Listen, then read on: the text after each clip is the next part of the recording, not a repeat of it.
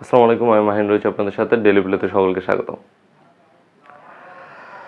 সংযুক্ত আরব আমিরাতের সাথে বাংলাদেশ প্রস্তুতি ম্যাচ খেলেছে, মানে পাকিস্তান সিরিজ রয়েছে, সেই পাকিস্তান সিরিজকে কেন্দ্র করে বাংলাদেশ দল সংযুক্ত আরব আমিরাতের সাথে দুটি টি-20 প্রস্তুতি ম্যাচ হওয়ার কথা থাকলেও সেখানে বাংলাদেশ প্রথম ম্যাচে সংযুক্ত আরব আমিরাতকে বড় ব্যবধানে হারিয়ে আরও একটি টি-20 ম্যাচ বাড়তি করে তিনটি টি-20 ম্যাচের একটি সিরিজ খেলেছে, যেটিকে বাংলাদেশ বলছে পাকিস্তান সিরিজের প্রস্তুতি।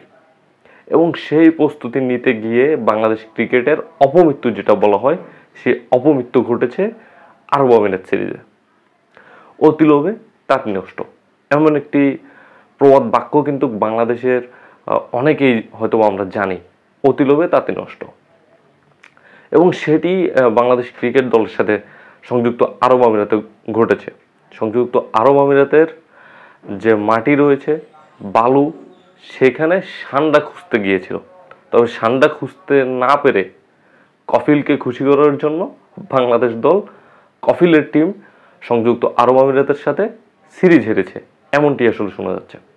ওই যে বলছিলাম অতি লোভে তাঁতি নষ্ট, দুটি টি-20 ম্যাচের সিরিজ হওয়ার কথা ছিল, সেখানে বাংলাদেশ প্রথম ম্যাচে সংযুক্ত আরব আমিরাতকে বড় ব্যবধানে হারিয়ে তারা আরও একটি ম্যাচ বাড়িয়ে নিয়েছে, মানে টি-20 ম্যাচ খেলবে তিনটি। সেখানে বাংলাদেশ প্রথম ম্যাচে হেরেছে, দ্বিতীয় ম্যাচে হেরেছে, তৃতীয় ম্যাচে হেরেছে। দুঃখিত, প্রথম ম্যাচে জিতেছে, দ্বিতীয় ম্যাচে হেরেছে, তৃতীয় ম্যাচে হেরেছে। সুতরাং বাংলাদেশ শুধু একটি ম্যাচ জিতেছে এবং বাকি দুটি ম্যাচ হেরেছে। তার সাথে সাথে শুধু হেরেছে যে বিষয়টা এমন নয়, বাংলাদেশ হারার সাথে সাথে সিরিজ হেরেছে। বাংলাদেশ ক্রিকেটের যে মৃত্যু সেটাও ঘটিয়েছে। বাংলাদেশ ক্রিকেট গত কয়েকদিন যাবৎ ধরে আসলে দর্শক শূন্যতায় ভুগছিল এবং সেটি তারা পরিপূর্ণ রূপ দিয়েছে এই সংযুক্ত আরব আমিরাত সিরিজে। এবং পাকিস্তানের সাথে মান সম্মান হানির একটা বিষয় চলছে। 5টি টি-20 ম্যাচ হওয়ার কথা ছিল সিরিজের, সেখান থেকে দুটি কমিয়ে তিনটিতে আনা হয়েছে। যাক, তাহলে আমরা আর 5-0 নয়, 3-0 সিরিজ হেরে আবার দেশে ফেরত আসবো, এমনটাই। বাংলাদেশ ক্রিকেট যেভাবে এগোচ্ছে, বাংলাদেশ ক্রিকেট যেভাবে তলানিতে পৌঁছাচ্ছে, আর আসলে এখান থেকে উপরে ওঠার আর কোনো দিক আমরা দেখছি না। গতকালকে ম্যাচ হারার পর লিটন কুমার দাস, বাংলাদেশের অধিনায়ক, তিনি বলছেন যে এখান থেকে তাদের শিক্ষার একটা বিষয় আছে। সেই 2019 সালের বিশ্বকাপের থেকে তারা শিখছে। এখন 2025 সাল, তাদের শিখার যে বয়স বা তাদের শিখার যে শেষ, সেটা এখন পর্যন্ত আমরা দেখছি না। প্রতিটি সিরিজ হারে, প্রতিটি ম্যাচ হারার পর তারা শিখছে, সেখান থেকে শিখছে, এখনও শিখছে, সামনেও শিখবে। সুতরাং তাদের এই শিক্ষাটা আসলে শেষ হবে না, তারা শিখতে পারবে না, তারা শিখতেই থাকবে। এটাই হচ্ছে বাংলাদেশের নিয়ম। এবং লিটন কুমার দাসকে অধিনায়ক করা হয়েছে। শোনা যাচ্ছিল 2026 সাল পর্যন্ত লিটন কুমার দাস বাংলাদেশের অধিনায়কত্ব করবে। এবং কি বুঝে বাংলাদেশ ক্রিকেট বোর্ড লিটন কুমার দাসের মতো একজন প্লেয়ারকে অধিনায়কত্বের দায়িত্ব দিয়েছেন, আমি সেটা জানি না। বিগত 1 বছর যাবৎ ধরে লিটন কুমার দাসের কোনো পারফরমেন্স নেই। তিনি প্রথম ম্যাচে খুব বাজে ব্যাটিং করেছেন, দ্বিতীয় ম্যাচে একটু ভালো করেছে, 30-এর ঘর পার হতে পারেননি। এবং যে গতকালকের যে ম্যাচটি ছিল, সেখানেও তিনি খুব ভালো একটি শট, চিরচেনা যে বাজে শট, সেটি খেলে তিনি আউট হয়েছেন। এবং যদি একটি ভালো রান তিনি করতেন, হয়তোবা আমার যদ্দূর মনে করে তিনি 1 রান না 2 রান জানি করেছেন, নাকি কি করেছেন আসলে আমার মনে আসছে না।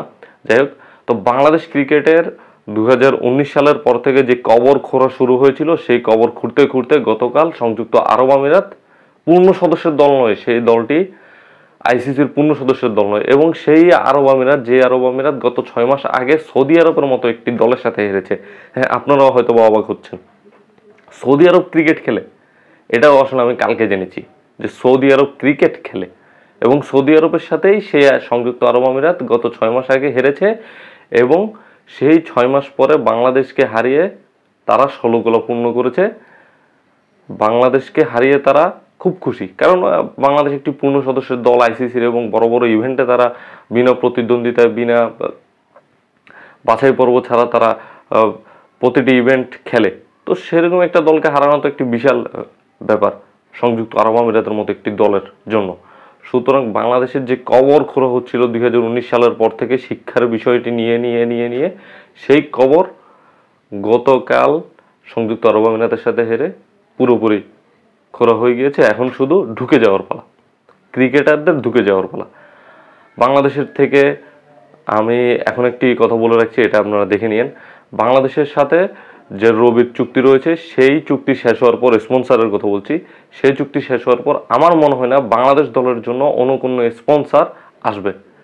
দেখেন, ফুটবল কিন্তু এখন এগিয়ে যাচ্ছে। রবি এখন হচ্ছে ফুটবলের স্পন্সর, রবি এখন ফুটবলের স্পন্সর দিচ্ছে। সুতরাং বাংলাদেশ দল আসলে বাংলাদেশ ক্রিকেটের সমাপ্তি এখানেই। বাংলাদেশের ক্রিকেটের নিয়ে যারা এতদিন পর্যন্ত আগ্রহ হারায়নি, অনেকেই কিন্তু শুরুতে আগ্রহ হারিয়েছে 2019 সালের পর থেকে, যেভাবে তারা ক্রিকেট খেলছিল সেভাবে আগ্রহ হারিয়েছে। কিন্তু আমি দেখছিলাম গতকালকের ম্যাচ পর্যন্ত অনেকের আগ্রহ ছিল বাংলাদেশ ক্রিকেট হয়তো বা ঘুরে দাঁড়াবে, বাংলাদেশ ক্রিকেটের যে ভালো দিকগুলো সেটা আবার ফিরে আসবে। তবে দুঃখের বিষয়, বাংলাদেশ ক্রিকেট আর ফিরতে পারলো না। বাংলাদেশ ক্রিকেট যে কবর তাদের জন্য খোঁড়া হয়েছিল, নিজেরাই খুঁড়েছিল, সেই কবরে তারা নিজেরাই এখন পড়বে। এই ছিল আমার কাছে। যদি আমাদের ভিডিও ভালো লাগে, আমাদের চ্যানেলটি সাবস্ক্রাইব, লাইক, কমেন্ট, শেয়ার দিয়ে আমাদের পাশে থাকতে পারেন। এতক্ষণ আমাদের সাথে থাকার জন্য ধন্যবাদ সকলকে।